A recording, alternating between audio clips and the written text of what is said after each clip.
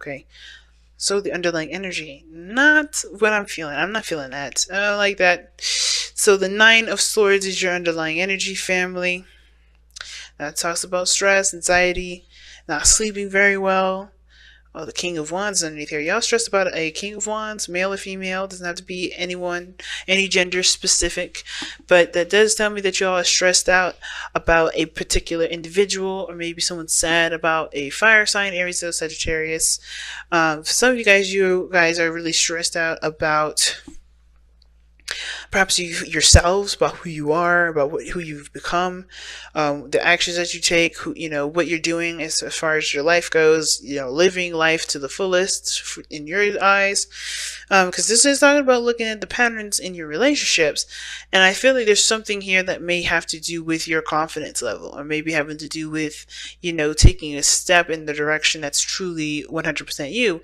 Or maybe this has to do with having more fun and enjoying your life a lot more.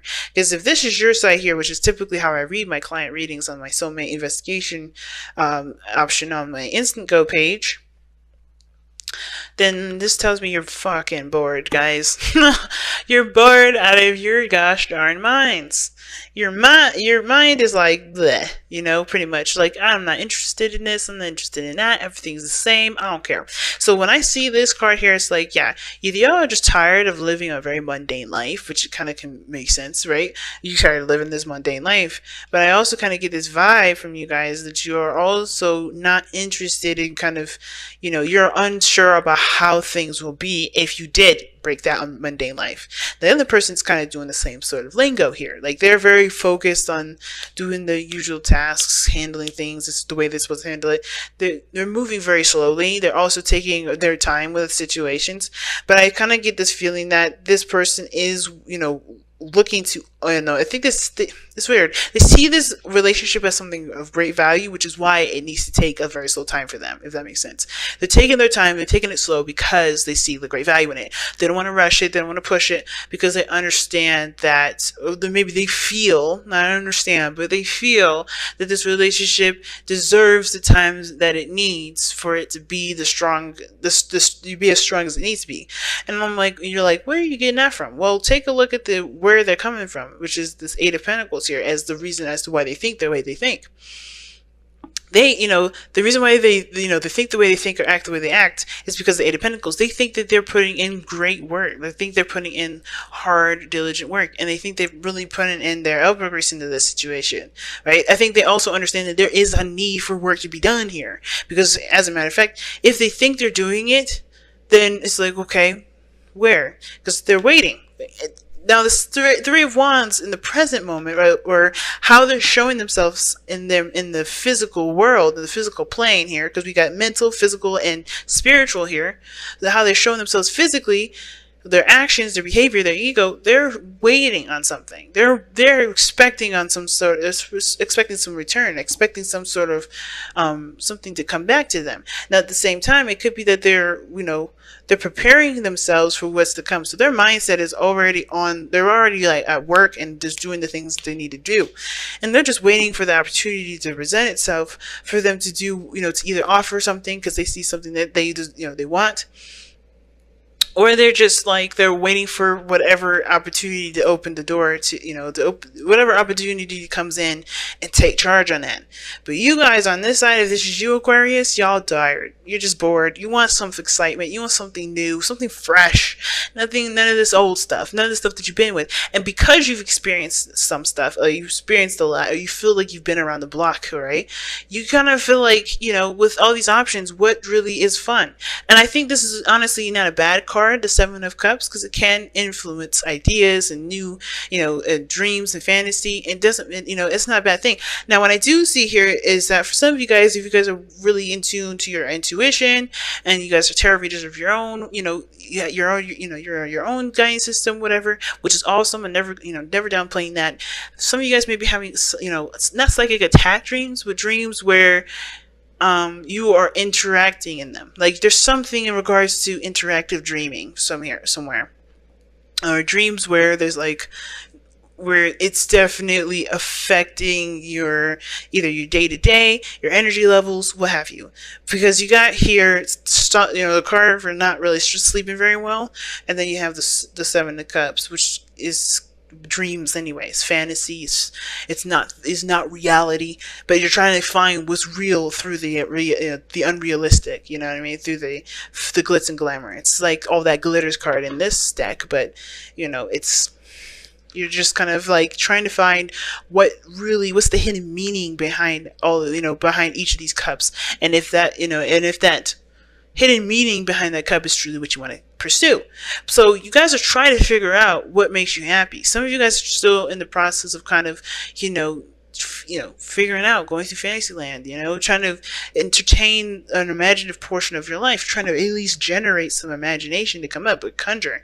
And it's hard to do when you've already experienced half of the stuff you experienced. So you're doing all this based on relying on what you know. And I feel like what you have to do right now, guys, is truly go on faith, go on a different direction, go on a different journey, go on an adventure in an area in which you don't know. Touch on territory that you didn't think of. And it's hard to do, especially when you're like, I only know what I know. I can't know something that I don't. But you do know what you don't. You have everything laid out in front of you of exactly what you've already experienced. What things, like, after those things, what is there? What else is there? And if you can't truly come up with anything, that could be really hard in itself, right? Then if there's an opportunity that you've never heard before, I think it's important to take an opportunity, or take that opportunity and figure out what it really what the real hidden meaning is behind it before truly accepting it as your truth or as your new adventure. You know what I mean?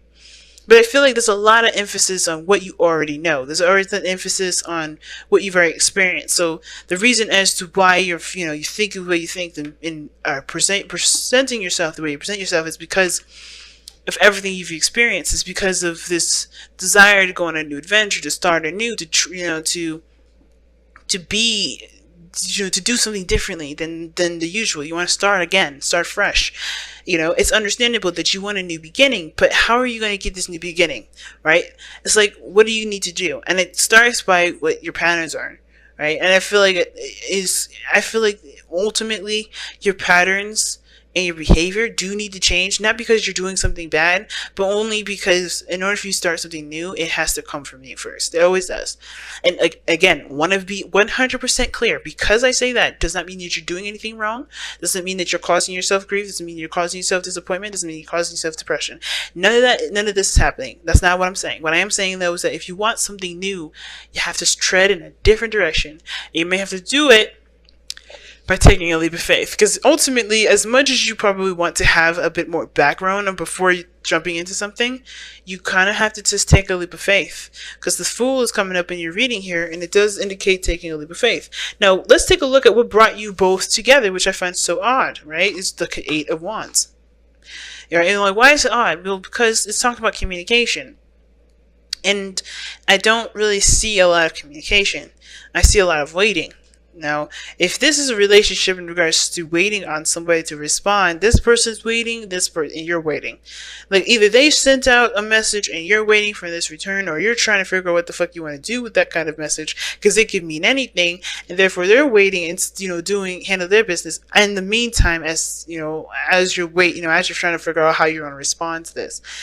But I feel like their message may be something that you feel that you've already dealt with before. But I kind of have a sense of feeling that this person may be doing, maybe different, or maybe handling something different, or maybe this is going to be the same time around. But I think for some of you guys are very much aware that this is going to be the same shit over again. So it's interesting that the way you guys meet has a lot to do with communication, instant messages, back and forth communication, or that the fact is that you guys met during a time where things were really picking up speed, where things were moving very fast, where there was a lot of progression in your life. But the challenges that you guys face is the Five of Cups. So The Five of Cups being that this is a challenge that you both face, like if you notice, the person is person is looking at the Three Cups that you're looking at here, but this is spilt over. This is done. This in your mindset is still up. It's still something you experience, but this is done. This is gone. The challenge the challenge to me is weird because it doesn't feel like it's saying, yeah, the challenge is about moving on, moving forward from that. And I don't think it's the case because this is spilled and now it's gone already. And this one, you're still seeing this as like, something you've already experienced. And I feel like, yes, you've experienced loss already, but because you've experienced loss, do you want anything? Like, is there something that you want? Like, you don't know what you want because you don't want to experience loss, but you also do want to want. So you're still trying to figure out what it is that you want. It's in the air. But then you have the Two of Cups. So it's interesting, right? It's really interesting, this message, the challenge that you're facing, because it's not like a traditional Five of Cups message where, oh, you guys got to just get over it. Get over the old times. Get over the sadness. Get over the pain. Honor your emotions 100%, of course, but, what's lost is lost, but only you can do what you can do now with what you have. I kind of get that feeling that's not really the message. Because I feel like you guys are not dwelling over what's lost. You guys are more trying to figure out how you can do new things even after everything you've experienced, even if it was a loss, even everything that you've lost. Not that you don't want to experience that loss again, because I think a lot of you guys don't want to experience the loss again, but even if you did, it's a new adventure. And you're like, how do I do that? Like, you don't know exactly how to go about experiencing something different because you don't want to experience the same BS again, but you do want to have a new adventure. But the Two Cups behind you is almost like saying that there are solutions, but it starts by you shifting your energy, shifting your focus, shifting the energy back to you, shifting energy back to who you are, back to, it's weird. It's like not necessarily back to love, but it's almost like I don't know how else to describe this. It's like it's on the tip of my tongue, but it's almost like shifting the the eyes, your attention from these Three Cups that are spilled over to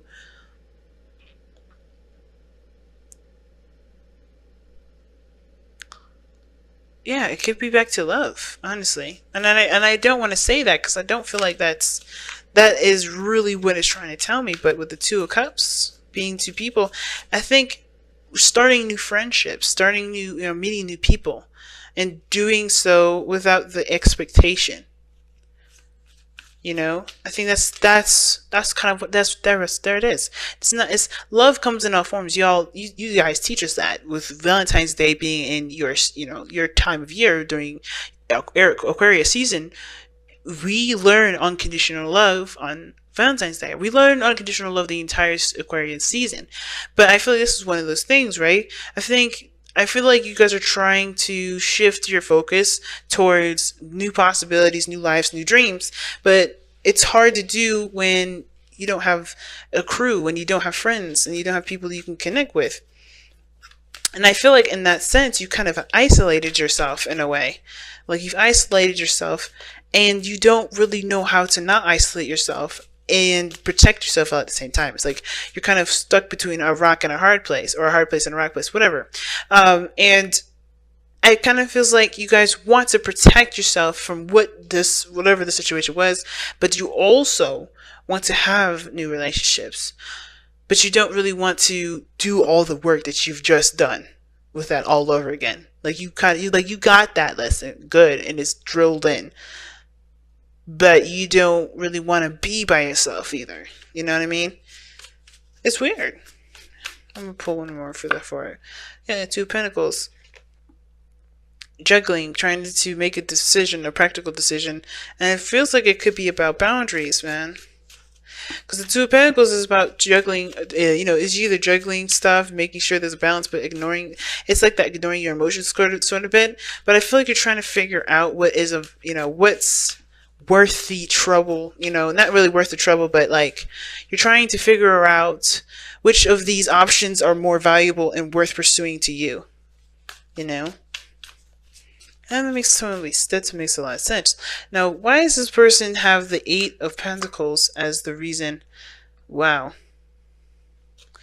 as the reason as to why that they're working so hard, or the reason why they have the Eight of Pentacles is the reason why they they're presenting themselves as the Three of Wands and the Knight of Pentacles, and it's because of the Six of Cups. Yeah, they know that there's work that needs to be done with this connection. And I think you guys are just trying to move on. You all have totally different stories here. But you guys have very similar stuff going on. Both of you guys are like waiting for some sort of epiphany or something to come in and click. Something to just make sense. But I feel like the only way for things to make sense is if you change yourself to make sense, if that makes sense. To make whatever you're waiting for make sense, you have to be the person that adjusts to what needs to change to make the sense. Because look at the pattern in your relationships, and then everything here with this person is action oriented, and all of this over here for you guys, if this is you guys, if you resonate with this at all, all emotion pretty much. Whoa. So let's take a look here and see what other advice or information we can get to kind of help tie this reading up. Regeneration. Wow, that's interesting. Because this is very similar to Judgment in the tarot, where, the situation may seem like, all is lost, there's not really much to recover. But then, the tree still, starts to bloom and starts to grow despite the volcano coming in and pretty much burning everything away, right? This is the life coming back from a situation that, you thought was dull, thought was over. And I feel like, so that's even more powerful, right? I think the thing is that you guys are bored and having a hard time figuring out how to start life again, because what had died is a piece of you that's gone with it, but you still have that fiery energy, you still have that passion, you still have that excitement. What we saw here with the King of Wands and the Nine of Swords, you are not the same person that started out with all this situation. Like, you've done the fool's journey millions of times, and you've gotten all those lessons, but you want to be that fool, but not that knows everything and doesn't have to kind of run into all those, crazy calamities again, right? The problem isn't the fact that you've experienced loss. It's like, how do you become the youthful, the youthful spirit that you are, that, how do you let yourself be who you are, and still like understand that everything still happens for, not understand everything happens for a reason, but still like pursue life as if you had no idea what was coming at all. How do you approach the situation in a very youthful way, but not be naive? So how can you embrace yourself completely, youthfully and all, and not be, and not make the same mistakes that you've done before, or not go in the direction that you've already experienced? How can you be the fresh new energy that's experienced, that knows everything, that's done everything? It's a hard one, family. And I feel like it's because, I feel like with regeneration, it's saying that you already are those things. You have this, you already are doing it. If you see yourself as already being that person that's youthful and energetic, that's been around the block, then there's really nothing more you could do other than to act like the fool is. Just go on a new adventure, just start something fresh. Pick a path, pick a journey, pick a dream, and then run with it and see how you like it. You can know the outcome of it, or you can trust that you'll be able, to trust that in the moment of everything that's happening, you'll allow your seasoned self to take care of you as you have your youthful side just exploring and be free and to be your youthful self, right? It's an interesting reading this time. And it's weird because the soulmate energy is very, how it's added into this almost feels alien to it, It almost feels like it's not even a part of this. It's like this whole reading is about one person individually, and the other person has a whole different mindset. But the way they're doing this too is like they're looking to repair something, or they're looking to build on a sort of relationship of the past. This person's issue here would be the original meaning I would have for that Five of Pentacles, Five of Cups rather, that you see here as the regular challenge for you, because this person is trying to relieve or like try to overcome the struggles or the loss of the past to really, you know, to reconnect with the person that they have, you know, that they still feel connected to, which is the Six of Cups. And I don't know what they're waiting on. That's the part that's interesting to me. What is this person waiting on? What is this person expecting?